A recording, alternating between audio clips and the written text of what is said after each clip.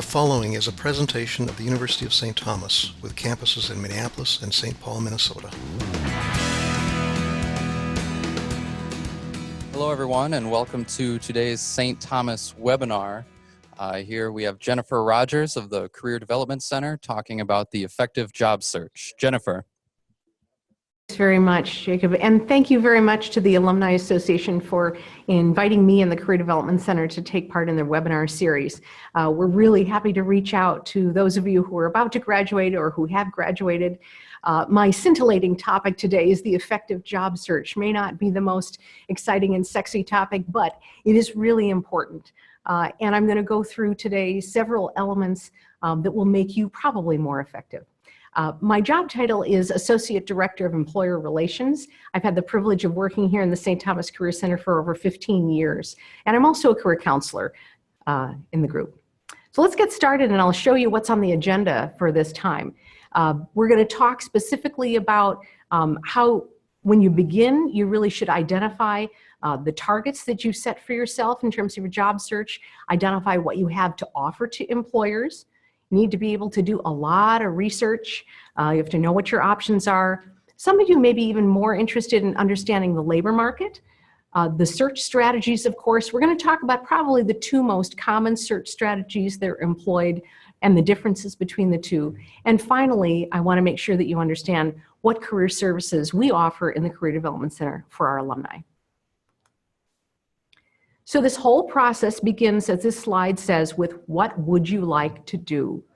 The very, very first question that if you tell anybody that you're on a job search or in the job market, the first question most people are going to ask you is, oh, really? So what kind of job are you looking for? Or where would you like to work? Very important that you have answers and have thought about the questions on this slide. What career fields do really interest you? Do you have any specific job titles you'd like to do? Maybe, and hopefully, you've even gone into depth and really thought about the type of employer or specific employer that really grabs your attention. So the next piece is, if you're going to start this whole process and answer these questions, you have to know yourself. And we have 4 elements here on this slide that's very important for everybody. You need to know what strengths and skills you have to offer. Again, you need to be able to define your career-related interest areas. You need to have an understanding of your personality style. And you also have to understand what's really important to you in work and in your career. And here's what I mean by those things. Strengths and skills are really important. I often ask people in the first appointment with me, so can you name your top 5 greatest strengths or skills that you bring to any job? Hopefully you have some answers to that. The interest areas are more around work environments, places of employment, career fields of interest. The personality style that most career counselors deal with is the Myers-Briggs typology. It's a 4-letter code. Many of you may have taken this assessment or found something online that does that.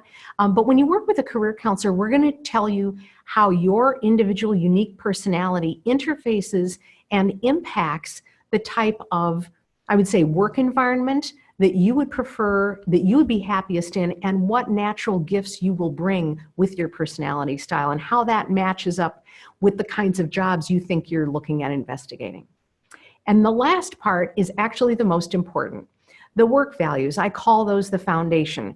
These are the building blocks of your career development process, and at the core is your work values. In other words, what elements absolutely have to be present in this job in order for you to say yes? You need to understand what's more important to you, a high salary, or is it giving back to society or helping people individually? And maybe it's both. Maybe it's the benefits that are offered, and that's more important. Maybe it's the ability to travel. Maybe it's autonomy, a competitive environment, a team environment. These are all elements of a work value. And the last thing I'm going to say about this slide is that if you cannot name and identify all of these 4 things, this is where we invite you to make an appointment with a career specialist in the Career Development Center, because we have all kinds of tools to help you unearth and unpack these things for yourself. But this is the foundation. Know who you are and where you'd like to go. More specifically, this slide talks about what types of employers are appealing to you. The three biggies, as it says here, are the size of the employer, the location of the employer, and the type of industry or sector that that employer represents. And let me give you more details about what I mean by that. If any of you have had multiple internships or work experiences, you may have had the privilege of working already for a wide variety of employers in terms of size. But I can tell you from personal experience, there's a vast difference between working for an organization of, say, less than 25 employees versus working for a large corporation with over 5,000 employees. The work environment and the culture feels completely different. And you know what? We each have preferences and affinities for maybe one or the other, and sometimes we don't know that until we've actually experienced those environments. The location, well, some of you think, oh, that's a given. Most of you, we're very fortunate to have a lot of employers right here in the Twin Cities, so if you don't want to relocate out of the local area, you may not have to. But if you are interested in relocating, you need to establish that. Again, many of the largest corporations have told me that if an employee tells them at the entry-level phase that they are unwilling to go where the company wants to send them, you've basically killed your career or at least any chance of further promotion. So make sure that you understand what is required or preferred when you interview for these things. And the last piece is industry or sector. I have a few samples for you here on this slide, but there's, again, very big differences in the different sectors of the economy. The last is probably something I wish that most people would think about, which is the public sector, nonprofit organizations and government agencies. And as you'll see in future slides, those types of organizations are hiring quite a lot these days. So I hope you consider all types. So I'm going to just recap. This slide says know your options. This is where the research piece is important. What are the realistic career options for you? Do you have favorite specific job titles? Have you researched what salary is realistic for you at this phase in your career? Again, research very specific employers and conduct informational interviews. The way you get to know all of your options is by reading up and maybe creating a top 20 list of employers. And then once you've created your top 20 list, the best thing to do is try to identify individuals within your favorite employers. And you need to conduct an information and advice interview. Don't ask them for a job, but just ask them for information at the starting point. Get more information about the company, their career paths, how many people are staffed at what level, what are the job titles you should be looking for, and most importantly, you're asking for advice about how do I find out when you have new openings, or what advice do you have for me given my interest areas. The last item on this slide says, is labor market demand of interest to you? It's not of interest to everybody. Some people just know, you know, I want to be a high school biology teacher. And I don't care if the job market is good or bad. This is what I've trained for and this is what I want to do. Other people care and they want to know, is this a field that's growing? Is it contracting? And am I going to have some job security in the next 5 to 10 years? So before we start talking about that, it's important to understand what drives employer hiring. So here are the three main elements: growth, turnover, and retirements. And I've listed those in order of importance to the employer. We're really fortunate that we're in a great economy, and most employers tell me that they're in a high growth pattern right now, and they're needing to hire more people because they have more business and more customers. The turnover piece is happening because of the good economy, because people feel safer moving around, changing jobs, leaving their jobs. So oops, that leaves openings for employers to fill. The retirements are also important, but they haven't happened in the same numbers that everybody expected, given the number of baby boomers that are retiring. There's that nasty little thing called the Great Recession that unfortunately put some people behind. So they've wanted to continue to work. And one of the major, characteristics of baby boomers is their work ethic.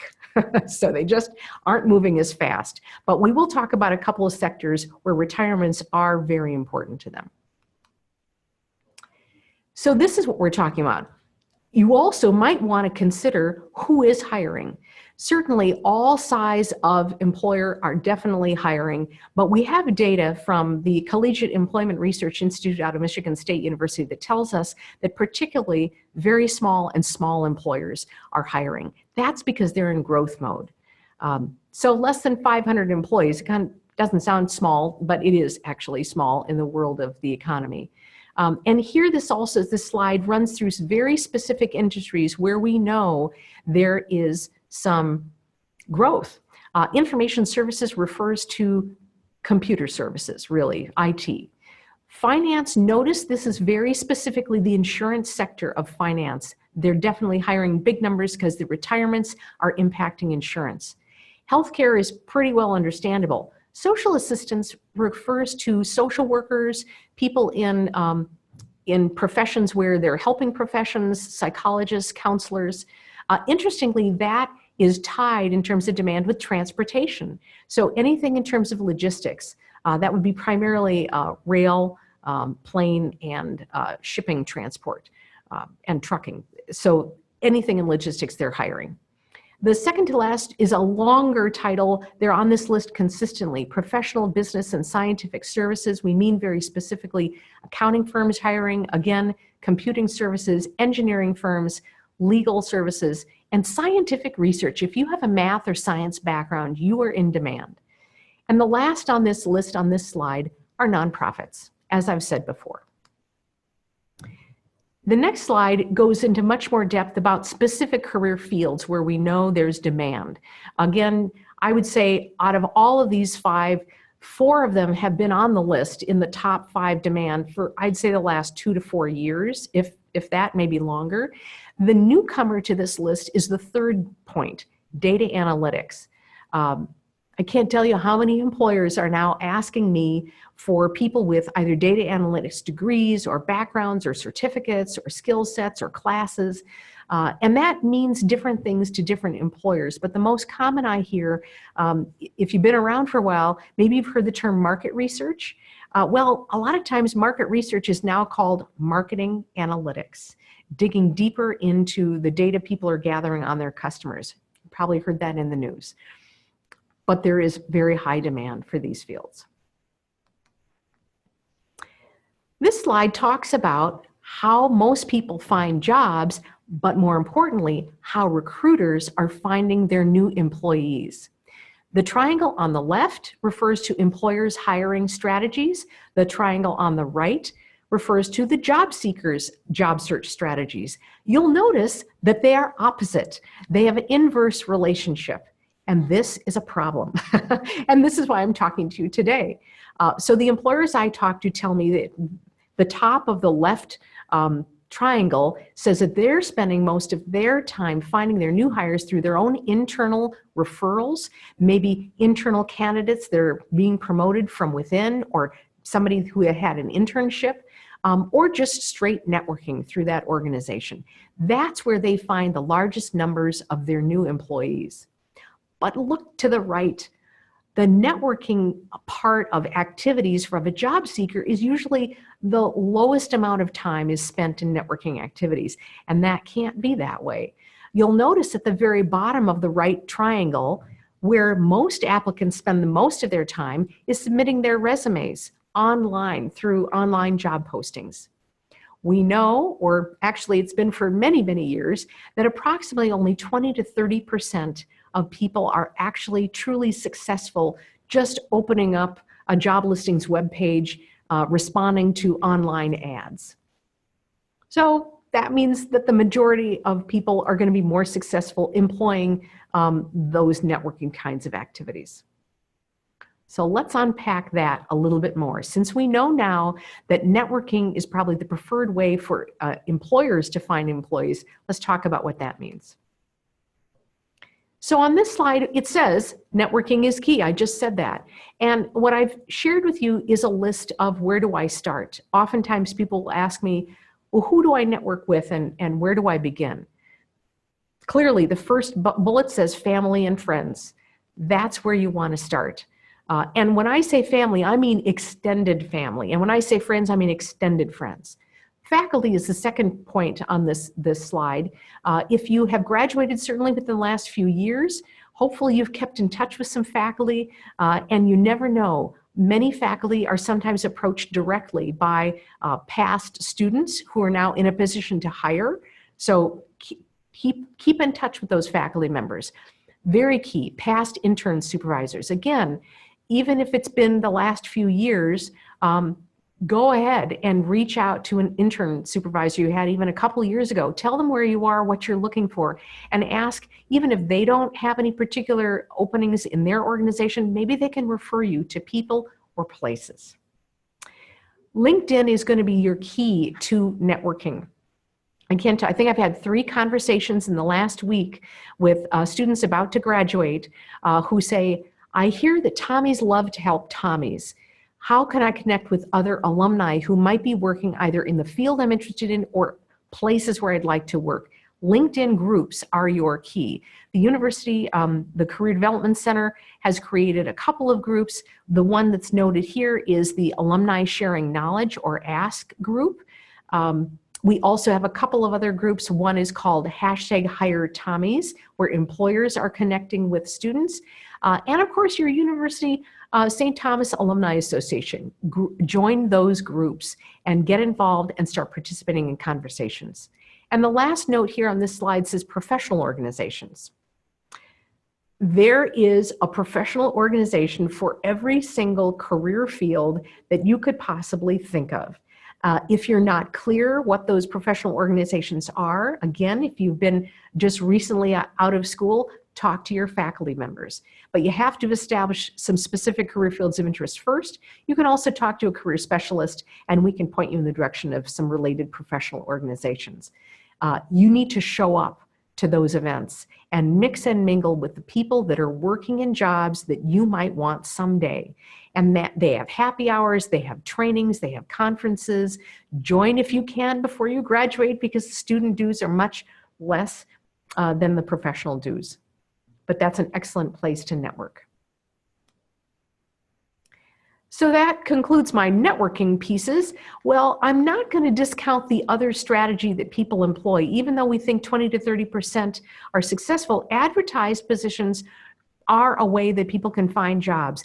That is especially true if you are moving laterally, moving directly from, hey, I had an internship in this specific role, and now I'm looking for a full-time job in exactly the same type of role or with the exact same type of industry. If that's what your resume looks like, you may have great success just looking at job postings. So what we have here on this slide is a list of some samples. Certainly, our own Career Development Center job and internship listing site is a great place to look. Obviously, if you have created your top 20 list of favorite employers, you go to their web pages and they'll have a careers or jobs section. And then I list in the next couple of bullets some basic sites, Indeed.com, SimplyHired.com. Those are spider sites. They're going to pull jobs from all over the web. And LinkedIn.com has actually become much better than it was in the last few years. And in all of these sites online, I recommend that you use the advanced search features. Very important, especially if you are a new college grad or about to graduate. If you can find an experience level filter and you want to put entry level, that will help a lot. The last 2 points in this slide refer to staffing agencies, temporary positions, and professional association websites. So we're going back to the professional associations. But if you're not familiar with staffing agencies, they can be a great help to you. They have contract employment, short-term employment, and full-time employment. You could register with more than one staffing agency and be clear what kinds of jobs they have. Are they going to start you in on a temporary position for 6 months, and then if you do well, they'll definitely move you into a full-time role, or do they have a full-time job? They're the middlemen, right? The large corporation that needs to hire multiple people will say, hey, I don't have the human resources capacity to do that, so they'll ask a staffing agency to find all of their new hires for them.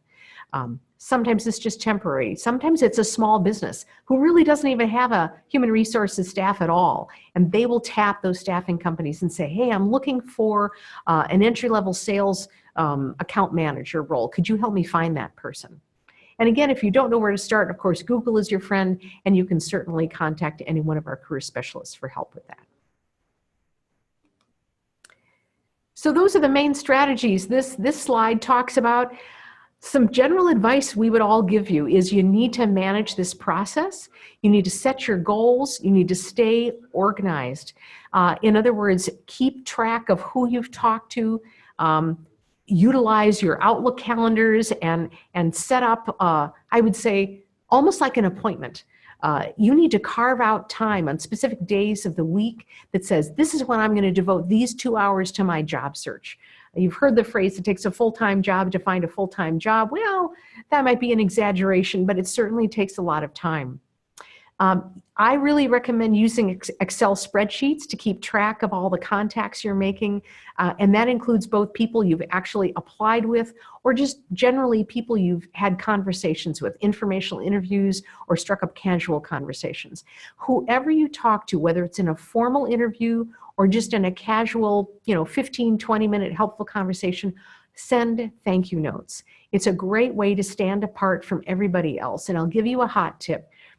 Certainly when I've been hiring people and I've talked to other employers, all things being equal, if I'm looking at 2 or 3 candidates that have the similar type of resume, similar kind of background and experience level, and I'm having a hard time choosing between the two, it's pretty nice if one person sends a thank you note and the other one doesn't. That just tipped the scales, and I might as well just hire the person that sent a thank you note because they are using professionalism. And I can also see their writing skills one more time. Writing skills are absolutely important. I give you the URL here for our career website, and we're going to talk actually next with a deeper dive into some main features of our webpage. After we review with you the basic services we have for alumni. This slide talks about the online resources, which I will show you towards the end of this presentation. I'll do a little deeper dive into our job listings, but know that you are always invited to any of the career seminars or workshops that our staff is putting on. And I will show you and point out that portion of our website where you can keep up to date on all the career seminars. For recent graduates, those of you who either graduated just this past December or you're going to be graduating in May, it says you have eligibility to participate in our on-campus interviewing program. That's where large major corporations are coming to campus to interview our students for screening interviews for just maybe summer internships or full-time roles.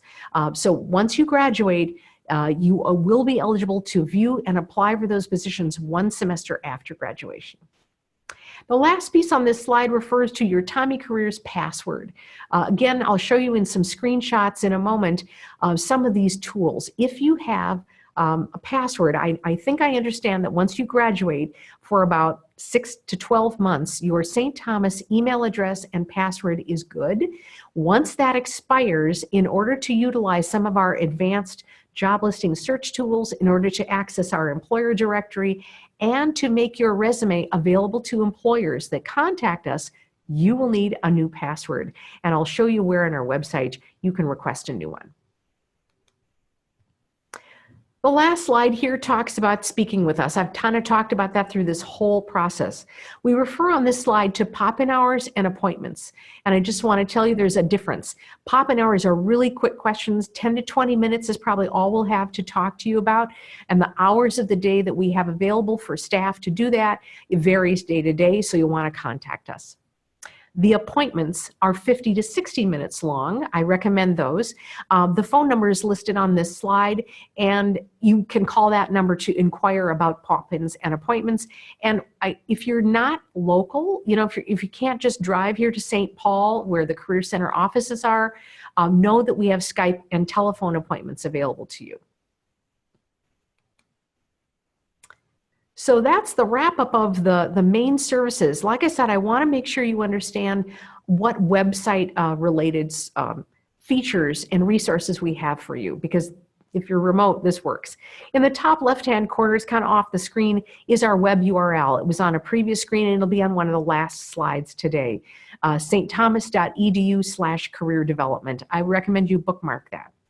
On the top right-hand corner under featured links, these are the 3 sites, portions of our website I think you're going to use the most.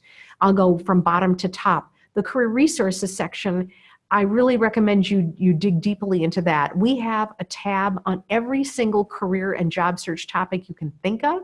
And in that portion of our webpage, you will find other web links to other web resources, and there will be PDFs and webinars of all of our presentations and our handouts. Right above that, it says seminars and events. I mentioned that off and on throughout this presentation, and I said that you are certainly welcome to attend like a resume writing seminar or how to interview seminar. You're welcome to come to those. Most of them are going to be here on our St. Paul campus. And we also will put events. If we hear about off-campus career fairs or off-campus events where an employer is doing an open house and we think that that's going to be valuable to a wide audience of current students and alumni, it'll be posted right here under our seminars and events page. The last piece on the top there refers to the job and internship listings. And this is where we're going to go next, so you see a little bit more of that. So in the middle there, the box talks about that there are currently, and this was a snapshot in time a few days ago, this snapshot says 1,170 postings. I would say that that number will vary. Anywhere between 1,100 and 1,400 internships and full-time jobs and part-time jobs are posted through our website on any given day, and that number varies based on the time of year. On the far right of your screen, it says student and alumni login. So that's what I meant by you're going to want to do an advanced search on this website. If you looked, for example, at some of the most popular job functional areas, for example, the IT functional areas or sales areas or marketing areas, you could be looking at 80 to 100 plus positions. That's a lot to look at. I recommend that you log into our system, do an advanced search, and separate out the job function areas. And I'll take you there next. The bottom right talks about where you go if you no longer have a good St. Thomas username and password. There's a link there to check on that says alumni account information, and we'll get you a new account. Once you've logged in to our system, this is what you're going to see. This is your homepage. In the top left-hand corner, the red box talks about those job listings. And in the bottom right-hand corner, we've highlighted Interview Stream. This is a new software that we're making available to individuals with access to our system. And it's a software program that allows you to videotape yourself answering practice interview questions. You can go in, you can type in the name of the type of job you're seeking. It will pull out specific interview questions just for that career field. And you can record yourself and listen and play it back. You can also retain that listing and even send it to a career specialist, and we can talk you through how we think you did with that recording. Cool. So let's look a little bit closer at the job listings section. Once you open up job listings, click on Tommy Career Listings. Below that is highlighted the extended job search. So for those of you who want to relocate and move to another city and a state, you should click on Extended Job Search. That's where you can specify the type of career you're looking for and a specific city and state. But let's look more closely at the Tommy Career Listings. And remember, I just referred you to the advanced search. So on the right-hand side of your screen, we've highlighted the advanced search button.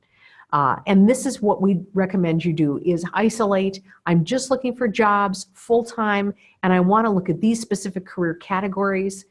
And then it will then take those 100 jobs and boil it down to a more manageable number for you to go through.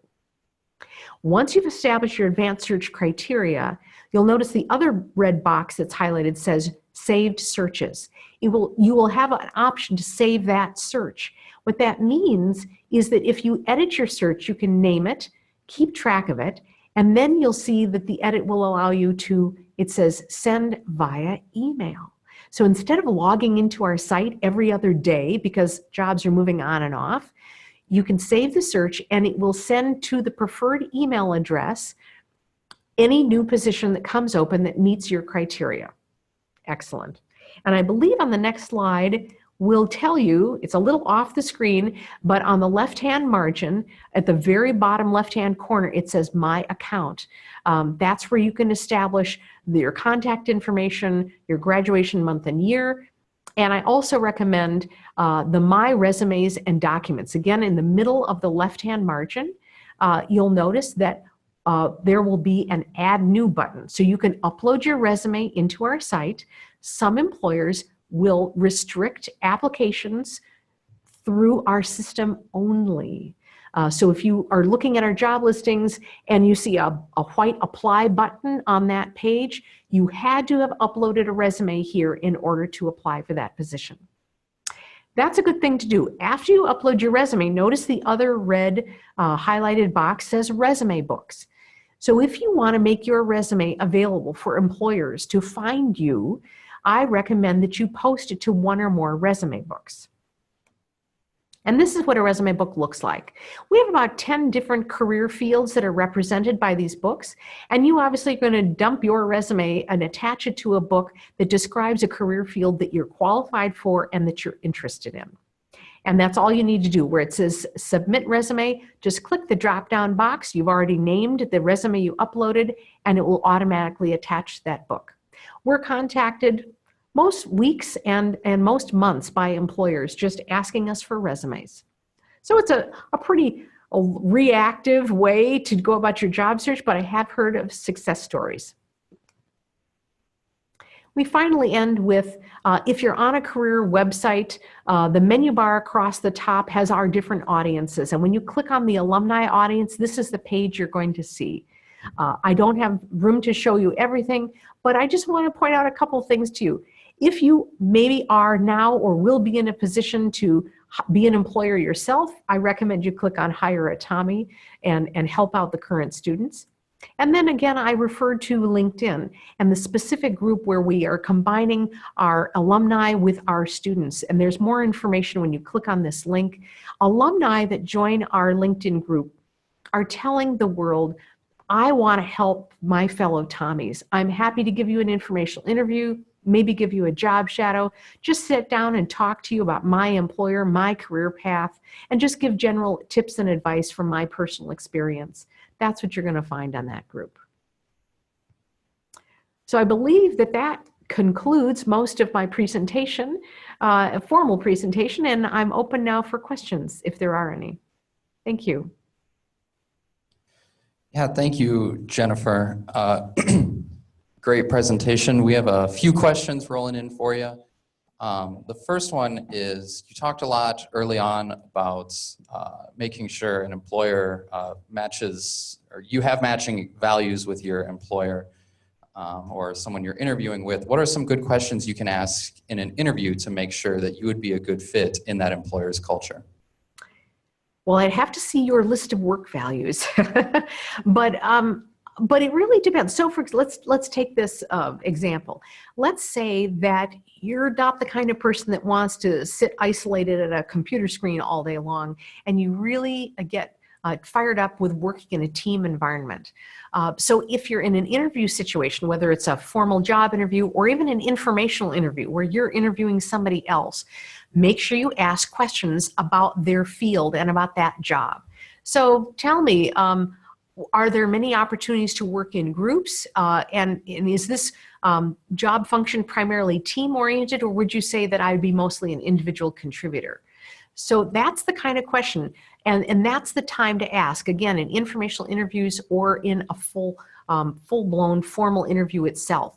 You should have maybe your top 10 list of work values set out for you. And if you can't find information in a job description or in a company website, talk to an individual and try to pull that out of them.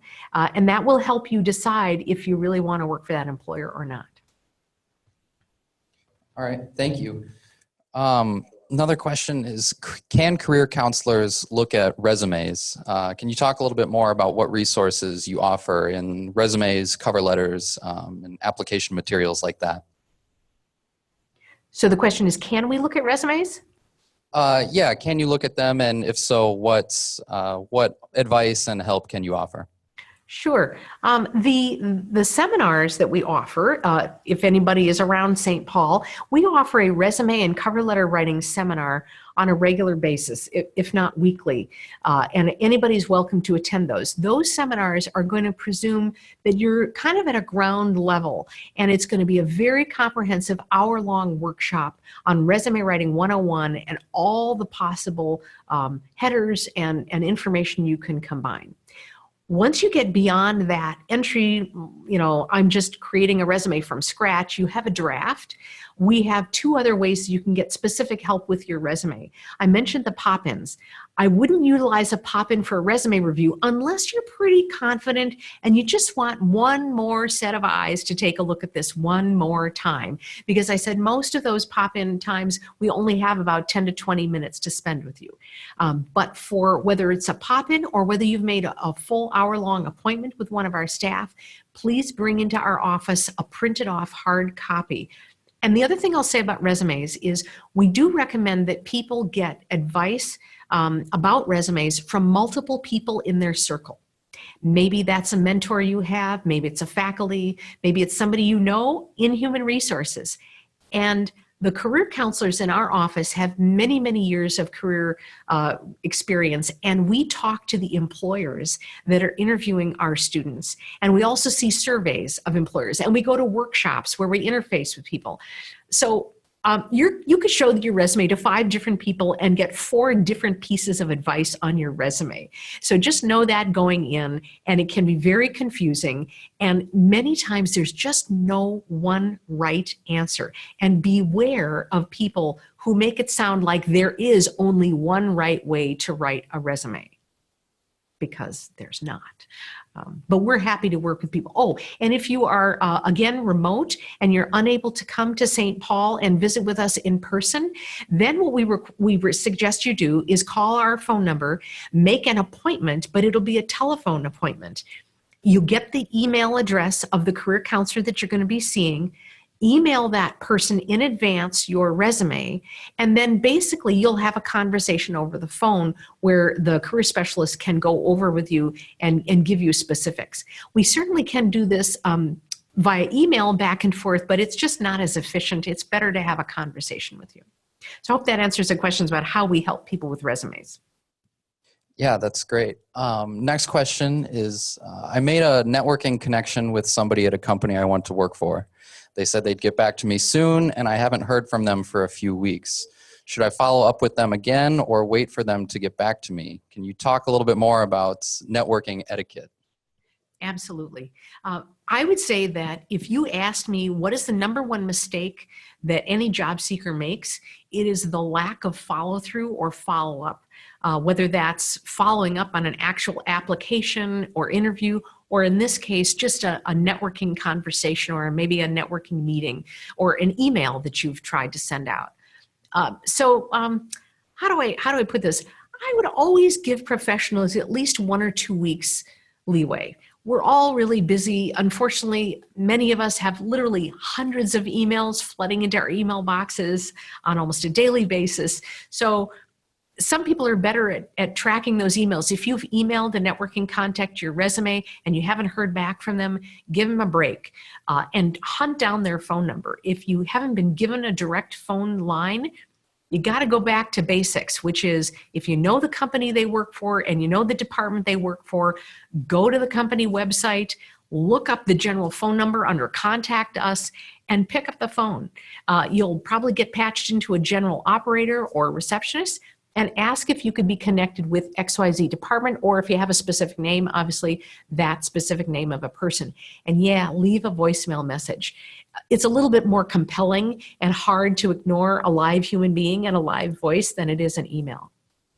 You said you waited 3 weeks. Well, any networking contact, or especially a follow-up on an application, I would give them 2 weeks at the most. And ideally, what you can do, if you've had some kind of conversation, whether it's by email or in person or over the phone, when you're wrapping up your conversation, ask them for permission. So you've been really helpful. Here's an example. You've been really helpful to me. I understand that it might take you some time, that you're going to try to look at or try to find somebody within your organization that you can refer me to. I so appreciate that. If I don't hear back from you in, what would you say, in the next 1 to 2 weeks, would it be okay if I call you and I follow up on our conversation? That'd be really helpful to me. Thank you very much. You see, and then it takes all the pressure off you, so you don't have to feel awkward and weird about waiting for 10 business days and then giving them a call, because you've already gotten their permission to do so. And that's what I would have to say about follow through and networking. Absolutely. And sometimes you got to hound people. You can't hound people too much, though. I would say maybe 2 follow-up touch points, spread them out for a week or 2 at a time, 2 emails or 2 phone calls. But once you get to a couple of those, then maybe you're just becoming annoying and they just don't have anything to tell you, unfortunately. That might be the case. Okay, thank you. How do you best explain a gap in employment between jobs? That's an excellent question. Gaps in employment kind of depends. We're hoping that the gap in employment was filled with something. And in the people that I've worked with, I've come across a few different scenarios. So career changers might have a gap because they're in a job search process. Well, maybe you can talk about the research you've been doing and all of the activities you've been undergoing to research a new career field or a new job. Maybe you've been going to a job search networking group. Maybe you've joined a professional association and you showed up at some trainings or conferences. Maybe you've spent time doing informational interviews with people in a specific career field. Well, use that time creatively, and maybe your heading says career research or career transition research, and you can put that period of time and list all the activities that you've undergone. The other type of gap in employment I've seen is maybe for stay-at-home moms, and there's been a gap in employment between the time when they stayed at home with their children. Many mothers that I know have not just been staying home with their children. Many people are active in terms of volunteer work while they were raising children. So that can be filling that gap. Maybe you want to talk about the volunteer experience. Maybe it was volunteering in a school or something else. And the third element to maybe address gaps in employment is to utilize what we call a skills-based or functional format in your resume. I don't have time to go into the details here, but suffice it to say the top half of that resume is broken down into your 3 main skill set areas that relate to the work you would like to do, because I'll bet you could find that past experiences, you have done things that have exposed yourself and shown that you've developed and highlighted those skill sets. It's too complicated to explain this way, but then your work history goes at the very bottom of your resume. So a functional skills-based format might do the trick. You could Google that too and see one of us to talk about it. Okay. Looks like we have time for a few more questions here. Next one is, I've accepted a job offer and I'm preparing to start working after graduation. What can I be doing now to make sure I make a strong impression when I start my new job? Oh, gosh. Well, that's a real go-getter. I think I would kind of, again, that would maybe depend on the length of time. You said you have a job offer and you're going to be starting a job. For example, I know some people in the field of public accounting, their job may not start until next September or October. And in that case, you've got about a 3 to 6 month window of time in between. For those people, you're going to be studying for your CPA exam. Again, for all people, if you could join a professional association that's related to your career fields of interest and get involved. Those are activities that you could be doing in between the job offer and starting the first day. That will continue to demonstrate to the employer that you're committed and interested in continuous learning. And that's the other thing you could do. Maybe you've already identified that there is a computer skill or a technical skill that you know that will be asked of you in this new job, and you may not feel like you're up to snuff in that. So find a way to take a class, whether it's through a community college or online. it's a little late now, we're in the middle of the semester here, but there are ways that you can maybe take a class in a specific computer skill, and that might be a nice activity in between. And it's never hurts to continue conversation with your main contact person. So if there's a gap between the time that you've accepted a job offer and your starting date, say it's months in between, every month or so, you take the initiative to reach out to your main contact. Maybe it's the human resources recruiter, maybe it's the manager or the director that you're going to be working under. Shoot them an email message, or maybe leave them a voicemail. Maybe you might want to talk about a specific project that you've completed in a relevant class, or a research paper that you're doing that maybe will connect with the work you're going to be doing, or maybe you just want to say hi and do you want to get a cup of coffee sometime? All of those would be great activities to do in that waiting period. Okay, another question about networking here. What are your tips for networking? Any icebreakers or questions to start the conversation when you're establishing a networking connection with someone? Great. There's two elements to that whole networking conversation. The first element is the part where you're introducing yourself and you're telling somebody information about yourself. And the second part is the conversation starter, which is when you lead the conversation by asking this person questions. So let's start with the first part, the tell me about yourself. Well, that's a common interview question that some people ask. So when you're introducing yourself, it's going to kind of depend on the context you're in, right? Are you in a job fair? Are you just in a family reunion or Easter holiday dinner, and you're seeing a long lost aunt that you haven't seen in a long time, and you're going to network with them? Or are you in a professional association meeting and you know you're rubbing elbows with other people that are professionals in your line of work? In all those cases, I would start with your background, right? Here's my education background, my graduation date, what I graduated in, and then talk about specific areas of interest to you. Maybe there is an element, if you're graduating, for example, this May, you could talk about a favorite class that you had in that field. Maybe you might want to share, if it's another alum, you might want to share conversation about professors and things like that. So talking about your academic background, maybe specific, pardon me, interest areas in your academics, and also just generally your career areas of interest, leading off with that. And like I said, the real networking kicker is when you start asking them questions. So again, depending on the situation, you might want to start with, if you know something about the company or just about the career field, ask them questions like, so how long have you been in your line of work? And how did you decide to get in that line of work? Or how did you find your first job? Do you have any advice for me if I'm trying to break into this field? But have at least a good handful of questions at the ready in your mind to start that networking conversation. And then once you start asking the questions, you can probably sit back and just listen for a while, and then it'll just naturally evolve as a good conversation. But make sure you ask for advice and information that will move you forward in your whole search process. Okay, talking about the high demand fields that you mentioned a little bit ago, you said that they generally, the same fields have been on there for a while. They've had a bit of longevity. If someone is, say, a freshman right now, or maybe looking at getting some preparation for their next job in a particular field, can you expect those fields to stay consistent and stay in high demand in, say, 2, 3, 4 years? That's a really good question.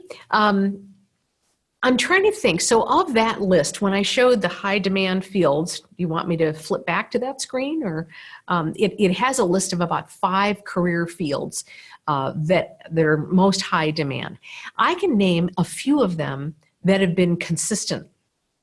And that would be the IT technology field, the accounting and or corporate finance field, and thirdly, I guess I would say that insurance field. Those 3, and I would, I guess, blend the engineering with that, because people interpret engineering in lots of different ways. Those 4 areas in my conversations with employer have been high demand fields consistently for, almost 3 to 5 years. They ebb and they flow, of course. In particular, the IT-related fields and the accounting have continued to maintain at the top. I don't see too many reasons why those would fall. But to your point, you can't expect those to be consistently high demand across forever. I referred you to a portion of our website where it said Career Resources. Within the Career Resources section of our webpage is a tab that says Major and Career Exploration. And under our external links, we have several websites where you can research careers. And embedded within each of those sites is a Job Outlook section. We have a local and a couple of national websites you can visit. You type in an occupation or a career field, it will give you detailed information about what's involved in that career field, who hires in that career field, and again, typical salary and the job outlook.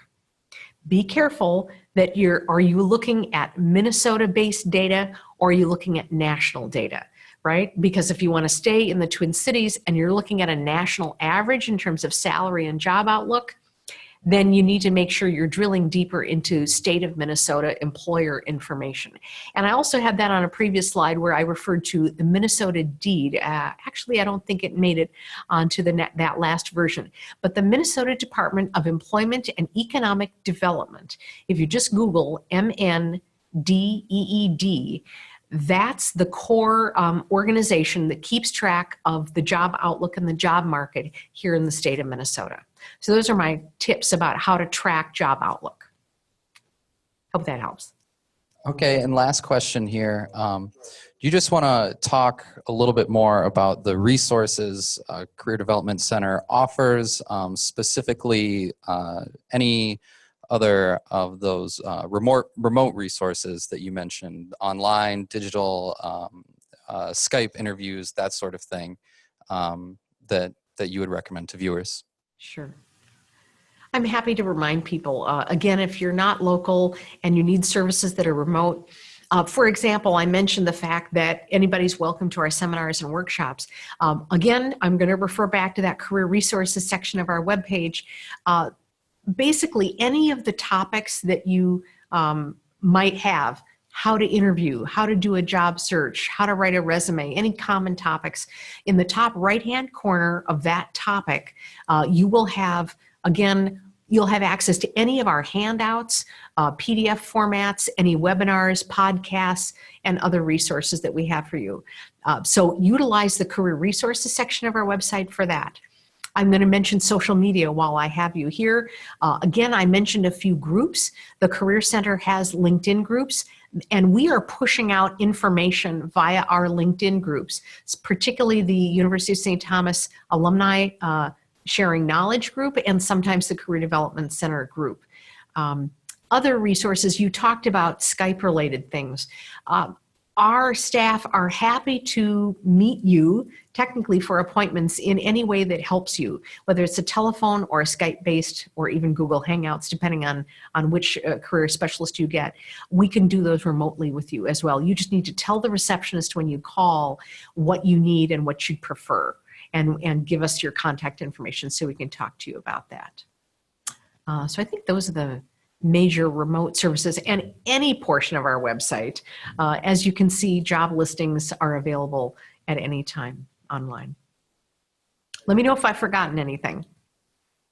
All right, thank you so much, Jennifer. And I want to let everyone know that the recording of this webinar will also be emailed out to everyone who participated today. So if there are any other questions or things that were left out, you can go back and review that and see anything you want to watch again. So thank you so much, Jennifer. This has been fantastic information. Really can't thank you enough for coming in and doing this today. Yeah. Thanks a lot, Jacob.